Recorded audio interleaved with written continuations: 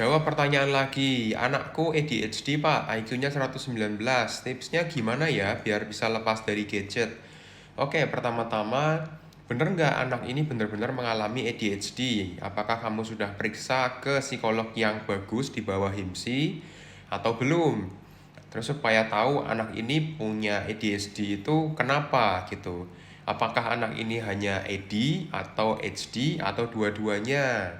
Atau memang ada kelainan di neuronya misalnya. Apakah anak ini butuh obat misalnya untuk ADHD-nya? Kalau memang disarankan sama dokter atau psikiater anak untuk minum obat, ya berarti harus minum obat selama beberapa lama gitu ya. Kemudian mengenai IQ 119, berarti masuknya hampir superior ya, ini masih di atas rata-rata. Apakah ini sudah cek di psikolog yang pakai tes terstandar untuk nasional misalnya, atau baru ceknya di website abal-abal di internet nih? Kalau masih ceknya di tempat abal-abal, saya sarankan cek di tempat yang benar dulu supaya bisa memastikan. Karena kalau IQ-nya tinggi dan punya masalah fokus atau ADHD dan hyperactivity, anak ini tuh butuh stimulasi yang sangat luar biasa besar supaya dia bisa fokus. Makanya seringnya anak ADHD itu dikasih stimulan lagi sama dokter atau psikiater anak supaya anak ini itu mendapatkan stimulasi yang baik.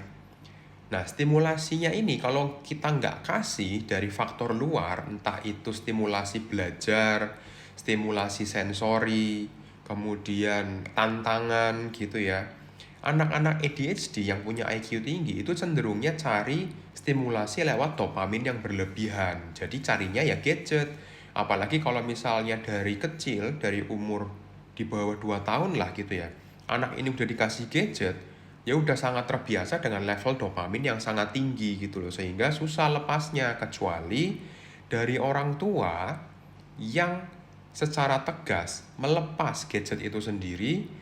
Dan secara tegas juga kamu hanya boleh pakai gadget misalnya yang tadinya seharian, sekarang 1 minggu cuma boleh 1 jam atau 2 jam, itu pun sebagai hadiah, sebagai reward ketika dia berhasil melakukan sesuatu gitu. Kalau kamu tiba-tiba lepas, bisa sih kamu tarik gitu ya sebagai punishment karena dia tidak perform misalnya. Bisa sih kamu lepas, tapi nanti akhirnya anak ini jadi nggak suka dengan dirimu gitu loh sebagai orang tua. Jadi kalau boleh saya saran ya pelan-pelan aja dilepas dengan cara, oke, sekarang kamu cuma boleh 1 jam, sekarang cuma boleh setengah jam. Itu pun ketika dia berhasil melakukan sesuatu. Nah, dengan kita sedikit modifikasi perilakunya dengan reward and punishment seperti itu, diharapkan perilakunya itu bisa berubah. Karena gadget itu untuk anak-anak terutama itu sangat mempengaruhi level dopaminnya. Orang dewasa juga sih, tapi untuk anak-anak itu sangat luar biasa. Jadinya anak ini bisa lebih rentan punya ADHD. Makanya tadi saya bilang coba cek dulu deh ke psikolog atau psikiater anak. Apakah anak ini jangan-jangan ADHD-nya itu gara-gara stimulasi gadget yang berlebihan gitu loh. Apakah dia ternyata butuh stimulasi sensori atau sensori integrasi lagi nanti untuk terapinya? Ya nggak tahu kan, makanya harus periksa dulu gitu loh. Nah, saya nggak bisa jawab dengan detail, tapi kalau pengen lepas cuma 2 cara. Dilepas langsung atau dilepas pelan-pelan. Dan siapa yang bisa melepas itu? Nggak mungkin kita kasih ke anaknya terus, ya udah nak, kamu yang pilih mau dilepas pelan. Enggak gitu. Kamu sebagai orang tuanya harus punya ketegasan untuk sekarang pokoknya aturannya begini kayak gitu ya.